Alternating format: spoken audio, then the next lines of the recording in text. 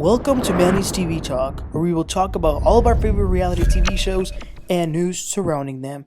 Grab a snack, a drink, and get comfortable because this starts now. Yo, what is up, everybody, and welcome back. Today, we're going to be talking about the new episode of Love and Marriage DC Season 3, Episode 7. Let's get right into it.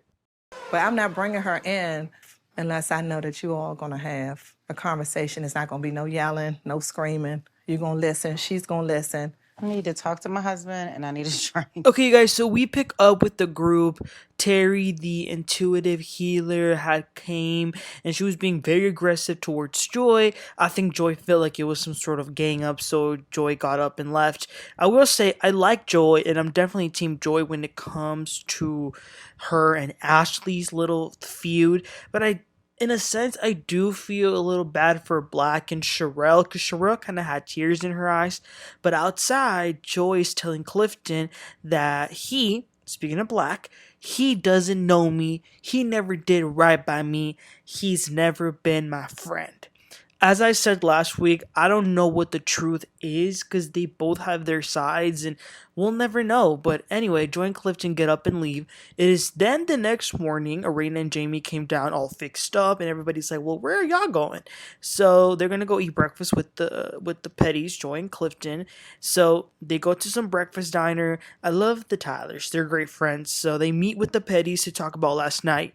Erana says that she called Terry, obviously, to kind of, see what she could do and work with the group, but she didn't give Terry any details for her to have any preconceived notions. The Petties say that they feel like it was an ambush. Erana says, well, you should have told her to stop when you were starting to feel uncomfortable. And Joy says, well, she's intuitive, isn't she? Couldn't she tell that I was uncomfortable? And as it relates to Black, Joy says everything he was saying was rehearsed and a lie. Joy says that he's trying to cover up for his reputation. I did think it was a little sad that Joy says to them, I'm sorry for putting you two in the middle, and I'm also sorry about being put in a situation where everyone is coming at me and I have to defend myself over every single thing. And Joy was crying, and Erana got emotional too, and Erana reminds Joy of the fun times that she had with Ashley so that Joy can think if maybe she wants to go back to those times. So they want them to have another conversation, just the two of them together in private, so they could just move forward.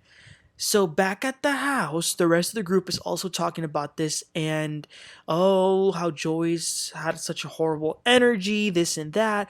Winter had a lot to say about this. She was the loudest one, saying that Joy needed to be quiet and let Black get his side out. And guess who was sort of defending Joy? Winter's boyfriend, Yusha. That was kind of hilarious. Yusha's like, well, Joy wasn't really talking any trash. She was, just speaking her truth. And then they get mad at him. So poor Winter's boyfriend starts getting yelled at by everyone saying that he can't be defending Joy's actions. Yusha says, y'all have to understand where she's coming from if y'all ever want to move forward. Y'all can't just, point the finger at someone else. Then Winter tells them that they're going to be doing some activities in the house. She's going to bring some people over. I will say Winter looked very immature, getting mad over her boyfriend having a different point of view. So then some people arrived to the house. It was like some people coming to do like nail salon and spot treatments, but Erana drove back with Joy so that Joy could talk to Ashley. So Joy is waiting in the car. Erana goes inside, goes into Ashley's room, and Erana tells her about Joy. Y'all had a really good time when y'all were friendly. It's good to have a conversation, and she's out in the car waiting for you. Ashley doesn't disagree, although she does see that her issue now isn't even so much with Joy, it's with Clifton. And then Erana starts to cry and says that she doesn't like being in the middle. So Ashley says, well, I feel like you haven't been there for me. And Erana says, but you don't know what I tell her when I am with her. Erana says, we're not taking this stuff back to DC.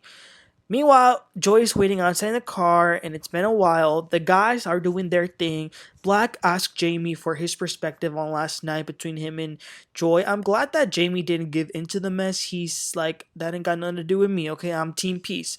But Jamie does try to talk to Quick to see if things can be fixed between him and Clifton, but Quick is still trying to play this, oh, I'm protecting my wife type of role. So it's probably not going to go anywhere anytime soon. Now, again, all of this has been happening while Joy is waiting in the car. Ashley says to Erana that she needs to talk to Quick about this first. So she goes to talk to Quick. Erana then goes to sit down and get her nails done. Poor Joy has been waiting out there for these heifers. Anyway, Ashley goes talk to her midget and they say no, she's not going to talk to her right now. That pissed me off because they left this woman Joy out there waiting for near half an hour for no reason, and Erana goes outside to tell Joy to pretty much leave because Ashley doesn't want to have a conversation. Wow, I just thought how degrading and insulting. Joy was getting ready to humble herself and talk to Ashley and try to make things right, and they made her wait outside like a dog, only to tell her to leave. They didn't even invite her in to do her nails or none of that. I hated it. So later that night, the couple's packed. The Tylers they say they're drained, and I get it. The Silvas are talking about how they really liked how the trip ended. For the Duncans, they had fun. Black feels like he was able to get some stuff out of his chest. So Winter, this was her trip. She did okay, but in her confessional, she says that it was an eye-opener that Yusha sided with Joy. I was just like, oh my gosh, no wonder they ain't together anymore because Winter is a dummy. That's why she can't keep a man, allegedly. She's so weird. So just because your man disagrees with you on a situation that has nothing to do with either of y'all, you think it's a red flag and it's an eye-opener? I actually think it should be a green flag to tell you that he's able to see past things and see them for what it is, being objective. Girl, bye. So then that was it for the trip. They're back in DC, and the final scene that we see is Jamie meeting up with an old friend, a retired police officer. His friend and him are talking about the stress of being a police officer, and Jamie says that he feels like he still gets angry easily, and it stems back from his time in the job. And it's interesting to see how it has affected him even after being retired, and even the psychological component of it. Jamie talks about how he would spend so much time, out in the street seeing these horrible things happen, and he would kind of have like that imagining if it could happen to his son. So that's horrible. So Jamie even got emotional about that, and he says that he's going to do a little counseling session and hope that he can have a good conversation about that. So that was the end of the episode. Pretty boring episode. Nothing interesting happened. I was getting my hopes up, and I thought that if Joy was out there, I honestly thought that her and Ashley were going to talk.